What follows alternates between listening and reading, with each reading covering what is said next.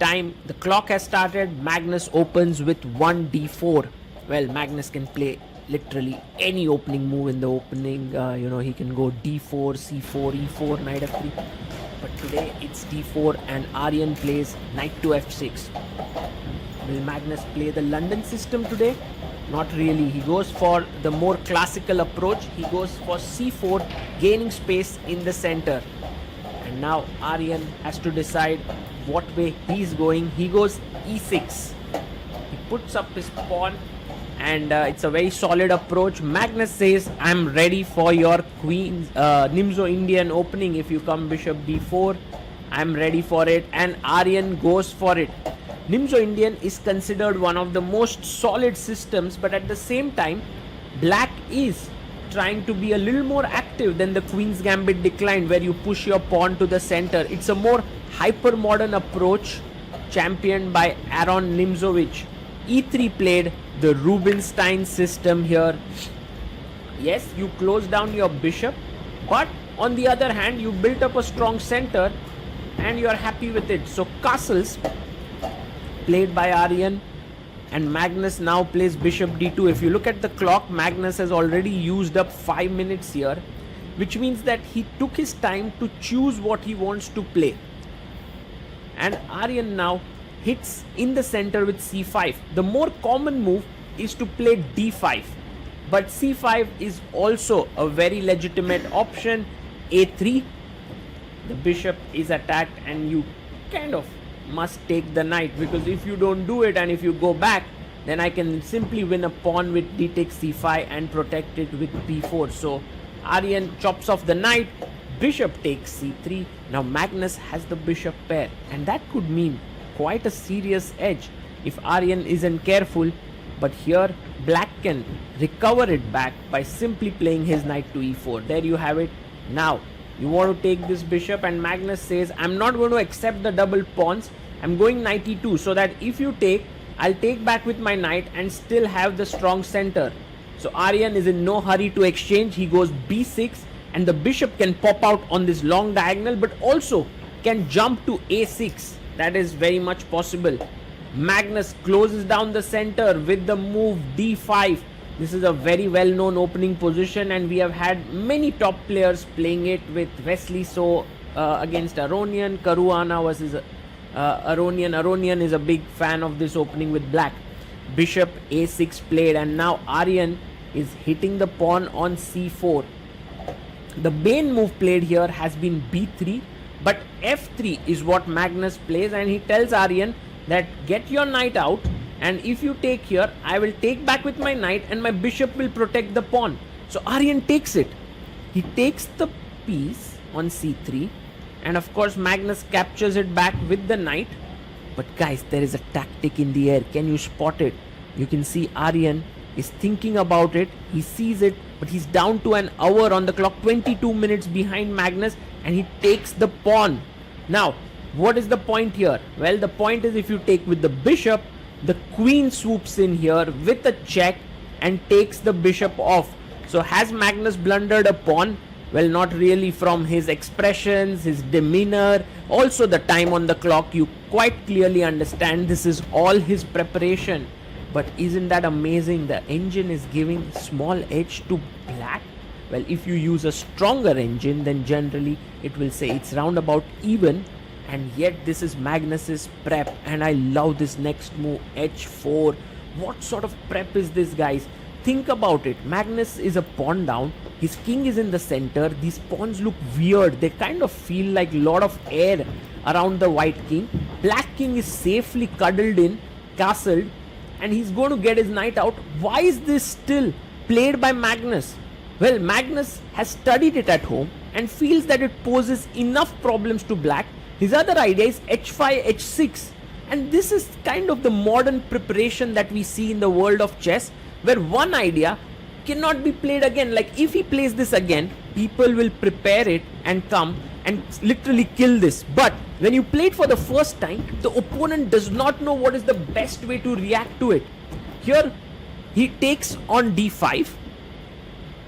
And Magnus for sure is still in his preparation, and because this is the most logical move, and he takes the pawn. Knight takes on d5. But also now that the pawn is gone from d5, Aryan's knight can develop to c6, and I think he should do that. He should also take care of his time, because he's down to 41 minutes. 15 moves have been played, 25 more to go for the 40 move mark. So knight comes out to c6. Now what is Magnus's plan here is the question. Well, black wants to go rook e8, put pressure here. Magnus plays this little move b3, and look at all his pawns on the third rank. This is a very interesting move, because now Aryan's queen cannot go anywhere here. It has to go either on b5 or a6. He goes to a6, but notice the queen and the rook. Now Magnus can actually fork them with knight to c7, and he does that. He jumps in with the knight to c7. Hey, but there is a check here. So is that, if check, if the king moves, then rook c8, and black is completely better. So queen a5 check. Of course you don't want to play king f2. The only move here is to attack the queen b4, and here you get time, because now you're attacking the queen. Yes, the pawn can take it, c takes b4, but then I get a chance to pick up your rook. So c takes b4 played here by Aryan Tari, and now just take the rook on a8. That's what Magnus does. Knight takes on a8, and the material has been imbalanced quite a bit here. White now has 4 pawns on the board. Black has 7 pawns, so he has 3 pawns for the piece. But now there's a check to the king, and he wants to pick it up on the next move. So if you go king f2, then I'll simply take your knight here. Magnus, instead of going king f2 here, has to decide whether he wants to play queen d2 and play the endgame. These kinds of assessments are not easy, and that's the reason why Magnus is taking his time, because after queen d2, which he has just played, now you have to think what is the best move for black.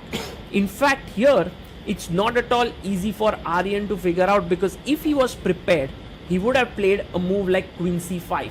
Now how is this move even working? Because after knight c7, you are a piece down. Not a piece, you are a rook down. But then there's knight e5. I'm threatening here, and the knight. You go knight a6, I take on f3, king f2, take on d2, take c5, take here, and then rook h d1, and the position is equal. So this is the prep. Queen c5 is a good move, but actually Aryan takes it. In fact, instead of taking here, he could have also played the move queen f5, hitting here, but all of this you can't do without prep. So he goes for the simple option of queen trade, knight takes. And now let's assess this position. Magnus is going to pick up the pawn. Yes, he does. So it's 6 pawns for black, and a knight versus 4 pawns for white, and a rook. So you have rook which is facing knight and 2 pawns. That's roughly equal material balance. But Magnus is known for his endgame prowess, and such positions against him are very risky, because he will find the most minutest way of putting pressure on you. And here he goes rook a6. Now again, think very carefully. He's understood that giving up this pawn is fine, and he kind of blocks in these 2 pawns, because if Aryan takes here, then he will move his king up, and Aryan does take it. So now Aryan has a knight and 3 pawns for a rook, which is very good material imbalance. But the problem is his rook is passive on a8 and his pawns are stuck. So Magnus now comes back, and I mean, he has 1 hour 3 minutes left. That's why you can see he's just kind of relaxing around. King f2 played instantly, and now the rook is coming here. So let's say if you go knight c4, I go rook a1 trying to win this. You try to block it with your knight. I go rook d1 and I attack this, and this is attack. So this would be a big advantage to white, because his rooks are getting active. So knight d5 played by Aryan, and I think this is a very, very good move. Logical move. He brings his knight here, and maybe Magnus has to choose between rook d1, hitting the knight, or rook a1. He goes for rook a1, putting pressure on the a7 pawn. And now it's not possible to defend that pawn on a7. So might as well bring the king in here, because what the king will do is he'll come and he'll protect the knight. So king f8 played by Aryan, good move. He's found a good move here, and the position now is kind of simplifying and crystallizing into a situation where after Magnus takes, you want to take the rook because the rook is very active, it's attacking here, and if you don't take it, the other rook will also move in very soon. So takes, and this is what the position has crystallized into. Knight and 2 pawns for a rook. King comes up, and what Aryan is saying is that my knight protects the pawn, my king will protect the knight, you have no real way to make progress. Magnus first sort of stops the knight from moving by keeping an eye on this pawn. And what Magnus would love to do is gain space on the king side and then slowly bring his king in. But h5 played, this is actually a good move by Aryan Tari. He's kind of limited Magnus's options on the king side, but Magnus goes g4, and his point is, Aryan, if you take here, then I'll take back, and then I'll be able to create a passed pawn this side. So g6 played, and now you can actually take the pawn on. Oh, he goes rook b8, and he's waiting for the time being, because now the rook not only keeps an eye on this pawn, but it can also go this way and attack the pawn. So clearly Aryan does not want to take on g4, because after fg4 there is an opportunity to create a passer, and this is the important thing for Magnus. He needs a passed pawn. So good move played by black. He goes king d6. He's maintaining the status here, because whenever Magnus takes and attacks the pawn, he can go back with his knight and defend it. Of course, it's only Magnus who is trying to play for the win here. It's not like Aryan has any chances to win. But now king g3, the important thing here is not to touch anything, but to start playing on the queen side. So a line could go take, rook h8, b5, and you start pushing your b pawn very quickly. And this is just an illustrative line to show you how black can draw in such a position. But Aryan actually blunders here. He goes for the move f5. And why is this a blunder? Now look at the things carefully, because after takes, Magnus can go and attack this pawn. So it will become a situation where Aryan gets on the defensive. He's not using his b pawn to create counterplay.